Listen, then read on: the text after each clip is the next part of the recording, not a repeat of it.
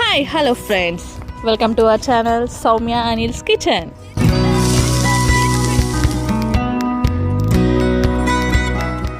ఈరోజు మనం తెలంగాణ స్పెషల్ అయిన సర్వపిండి ఎలా తయారు చేసుకోవాలో చూద్దాం. ముందుగా కావాల్సిన పదార్థాలు ఏంటో చూద్దాం.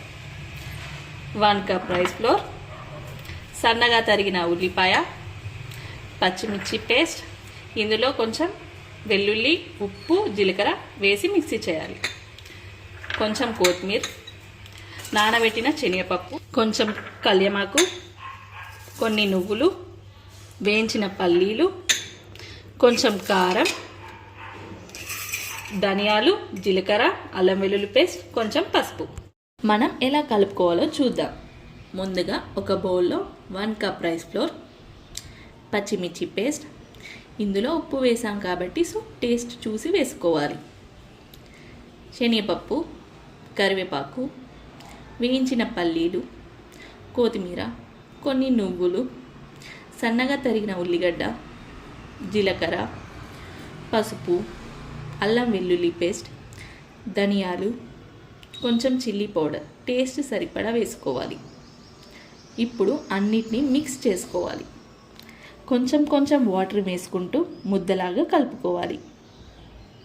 సర్వపిండి అంటే అందరికీ చాలా ఇష్టం ఉంటుంది. మా ఇంట్లో కూడా మా హస్బెండ్కి చాలా ఇష్టం. ఇది చాలా ఫేమస్ అయిన ఈవినింగ్ స్నాక్ రెసిపీ.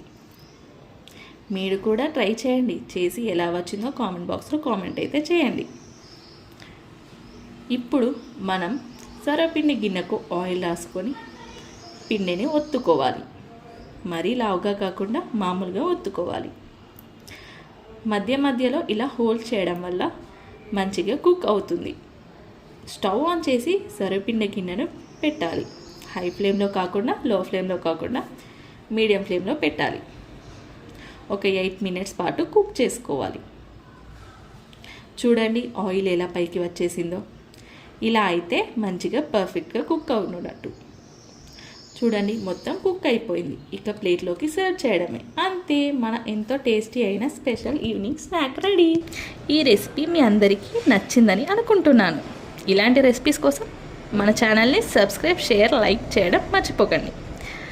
మరో కొత్త వంటకంతో మీ ముందుకు వచ్చేస్తాం. Thank you for the watching.